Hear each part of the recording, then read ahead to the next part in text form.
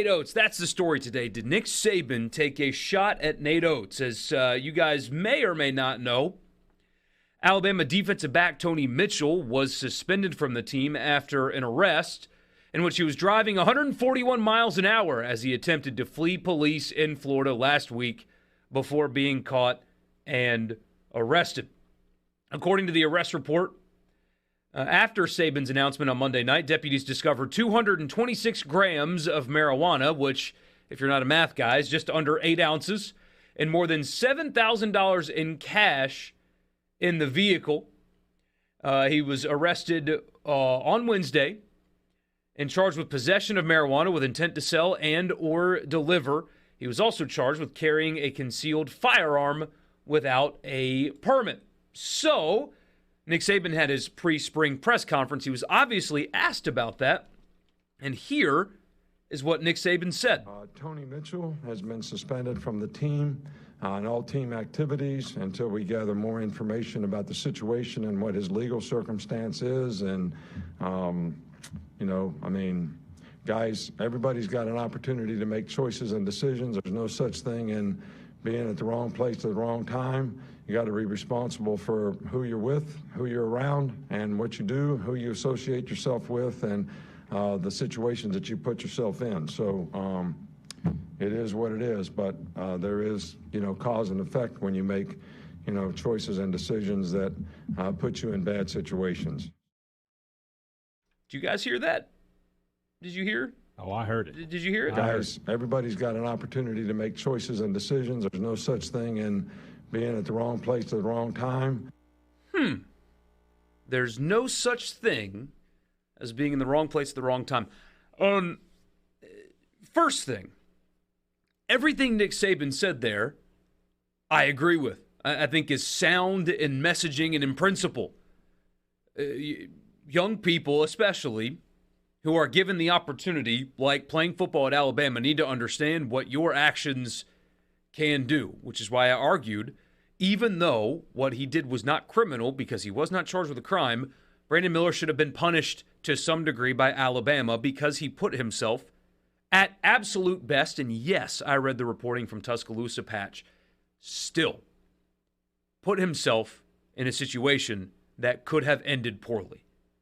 At absolute best, he put himself in a scenario that had the possibility of ending in tragedy beyond the tragedy that actually did happen. So, in principle, I agree with that. I wonder why that wasn't the case a few years ago when Cam Robinson was arrested and did not miss any games for Alabama.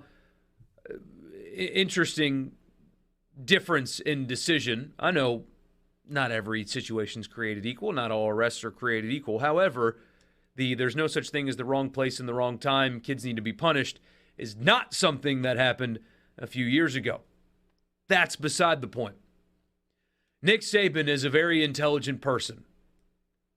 There is absolutely no way, even after apparently an apology was issued to Alabama basketball, there is absolutely no way at all that you can convince me that somebody as smart and measured as Nick Saban didn't stand behind that podium and say the phrase, there is no such thing as the wrong place in the wrong time, because Nate Oates said Brandon Miller was just in the wrong place at the wrong time. There is no way you can convince me somebody with that level of intellect, who is that good at the media, who is that measured, did not say that exact phrase for a very intended purpose. And that was to take a shot at his basketball coach. Nothing anybody could say could convince me that Nick Saban was not taking a shot at the basketball coach at the school that pays his $12 million salary or whatever it is. I mean, we know enough about Nick Saban. The man is very measured. He doesn't say anything. Everything he says is for effect. You know, when we talk about him sometimes where he's coaching through the media, where he's talking to people, to his own team through the media. Yeah, you're correct. And I know Alabama said just a coincidence, blah, blah. No chance. No chance you're selling me on that one, just like you're no chance you're selling me on just about everything else that's come out of your mouth on this Brandon Miller situation. Now, I'm not the smartest guy in the world, but I do have my own brain, and it tells me that Nick Saban was very much. My guess is Saban is embarrassed about that. Is there any question in our minds, any question whatsoever, that if Brandon Miller was a football player, and this had happened to the Alabama football team, that he would have been suspended immediately? If this happened in season for Alabama football, he would have been suspended immediately.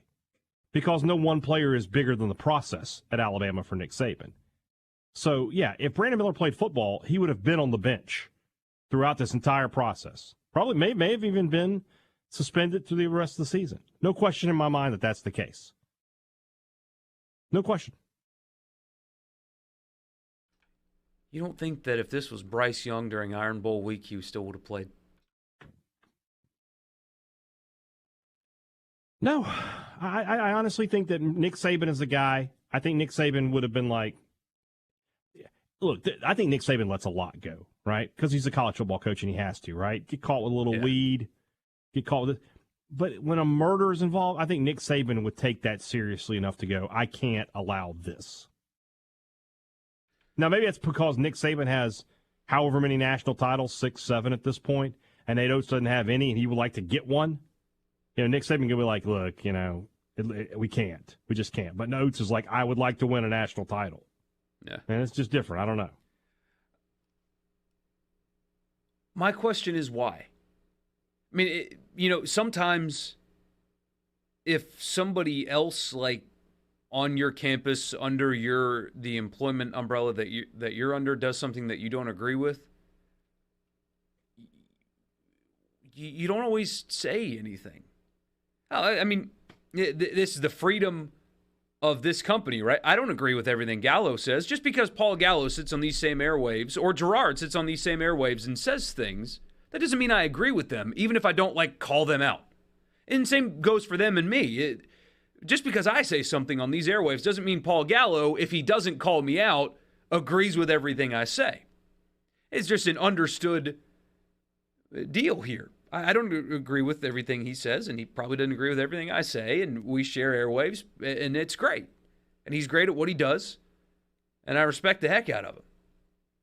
But I don't agree with everything he says. Do I have to then, get behind this microphone and say, hey, Gallo said this morning, he's an idiot, here's why? Or take, but, sometimes I make jokes about Gallo and marijuana, but I would never call him out behind this microphone, ever. I would never do it, regardless of what he said. And he would never do it to me. So why did Nick Saban do it to Nate Oates? Did you just say marijuana? So that's my question. Why? Why? It almost kind of feels petty. And now, it made me laugh, honestly, last night, because he was reminding everybody who the captain is in Alabama athletics, and that captain's Nick Saban. He's the boss around there, and don't you forget it. But there is a little bit of petty to that. Why are you doing that to your basketball coach when they're playing in the NCAA tournament right now? What do you get out of that? If you're embarrassed with the way your school handled it, walk down the hall and tell Greg Burton that you're embarrassed with the way he handled it, instead of getting behind a microphone and taking a veiled pot shot at the guy. It's interesting, if nothing else.